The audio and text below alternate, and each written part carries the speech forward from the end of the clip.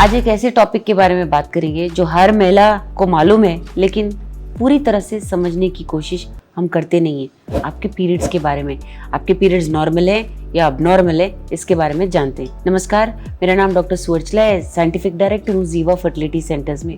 आपके साइकिल या पीरियड के बारे में जानना बहुत इंपॉर्टेंट है, ऑफकोर्स रिप्रोडक्टिव हेल्थ के लिए भी, लेकिन आपके ओवरऑल हेल्थ के लिए भी ये बहुत जरूरी है। इसीलिए आइए इसके बारे में समझते हैं। पहले तो नॉर्मल पीरियड क्या है जान लेते हैं। एक normal period cycle, menstrual cycle जिसे कहते हैं, ये 21 डेज से 35 डेज तक का हो सकता है। जो ब्लीडिंग फेज होता है, जो एक्चुअल पीरियड है, जब आप ब्लीड हो रहे होते हैं, वो एक्चुअली 3 दिन से 7 दिन तक हो सकता है। ये नॉर्मल की बात कर रही हूँ मैं। और एवरेज ब्लड लॉस जो है ना, 30 से 40 मिलीलीटर ही है। रफली 5 से 6 टीस्पून की बात हो रही है यहाँ पे एंटायर पीरियड में। सो ये नॉर्मल पीरियड की बात हो रही है। नॉर्मल पीरियड में थोड़े से क्रैम्प्स हो सकते हैं, ब्रेस्ट टेंडरनेस हो सकता है, मूड चेंजेस हो सकते हैं, बट ये सिम्टम्स जो है मैनेजेबल होते हैं और आपके हर रोज की लाइफ में इंटरफेयर नहीं करते हैं। ये नॉर्मल पीरियड का सिचुएशन बता रही हूँ मैं।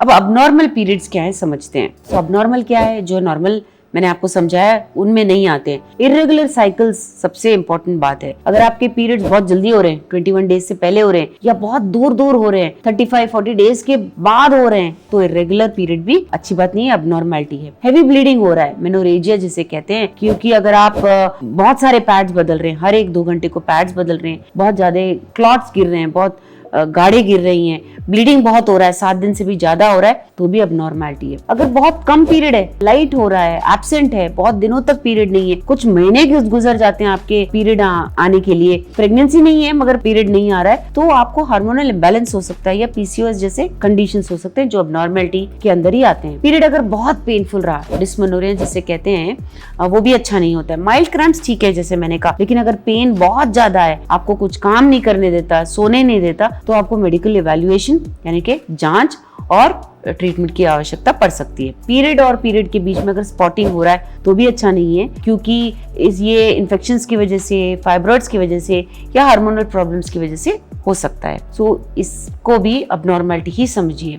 मेनोपॉज के बाद अगर ब्लीडिंग हो रहा है, आप 50 के हो गए और अगर आपको फिर भी ब्लीडिंग हो रहा है, तो भी आपको जांच कराना चाहिए, क्योंकि मेनोपॉज के बाद स्लाइट स्पॉटिंग भी ठीक नहीं होता है, आपको अवश्य जांच कराना चाहिए। सो अबनॉर्मल पीरियड्स होते हैं क्यों है फिर? अबनॉर्मल पीरियड्स के कारण बहुत होते हैं। हार्मोनल इम्बैलेंस हो सकता है, थायराइड इश्यूज या पीसीओएस हो सकता है, यूट्राइन कंडीशंस जैसे कि गर्भ में गाढ़े होना, फाइब्रॉइड्स, पॉलिप्स, एडेनोमायोसिस अगर हो तो भी अबनॉर्मैलिटी हो सकता है।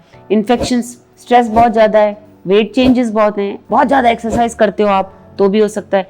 कभी कभी प्री कैंसरस या कैंसरस बदलाव अगर आपके गर्भ में हो रहे हैं तो भी अबनॉर्मल ब्लीडिंग हो सकता है। तो आपको कब संपर्क करना चाहिए डॉक्टर को, एक गायनेकोलॉजिस्ट को? जब आपको लगता है कि बहुत हैवी फ्लो हो रहा है, बहुत सिवियर पेन है, जो एंडोमेट्रियोसिस के कारण भी हो सकता है, या पीरियड्स बार बार मिस हो रहे हैं, प्रेगनेंसी नहीं है, ब्लीडिंग कभी भी हो रहा है अनयूजुअल टाइम पे, इग्नोर मत कीजिए। ये सूचना है अबनॉर्मैलिटी का, और अगर ये पीरियड प्रॉब्लम्स हैं तो आपको इसी के साथ जीना नहीं चाहिए। इसके बहुत कॉम्प्लिकेशंस भी हो सकते हैं। अगर आप पहले ही इनको समझ गए और डॉक्टर के पास गए तो ट्रीटेबल कंडीशंस हो सकते हैं, बहुत छोटे मोटे प्रॉब्लम्स हो सकते हैं जो कुछ दवाइयों या लाइफस्टाइल चेंजेस से आप ठीक कर सकते हो। लेकिन अगर आपने इनको इग्नोर किया तो बाद में मैनेजमेंट बहुत मुश्किल हो जाता है। सो मेरे कहने का मतलब ये है कि नॉर्मल पीरियड्स जो रेगुलर होते हैं 3 से 7 दिन के होते हैं, मैनेजेबल फ्लो होता है, यानी कि फ्लो ज्यादा नहीं होता है, ज्यादा डिस्कम्फर्ट भी नहीं होता है। अबनॉर्मल पीरियड्स क्या होते हैं? बार बार ब्लीडिंग होना, पेनफुल ब्लीडिंग होना, या मेनोपॉज के बाद ब्लीडिंग होना, ये सब अबनॉर्मैलिटी के लक्षण होते हैं। आपको ये सब समझना चाहिए, बॉडी पे ध्यान देना चाहिए। आपको सिर्फ प्रेगनेंसी के लिए पीरियड जरूरी नहीं है, ओवरऑल हेल्थ के लिए भी एक महिला के लिए रेगुलर पीरियड्स, हेल्दी पीरियड्स बहुत जरूरी होते हैं। इसके बारे में और जानकारी के लिए अवश्य जीवा फर्टिलिटी सेंटर्स आएं। धन्यवाद।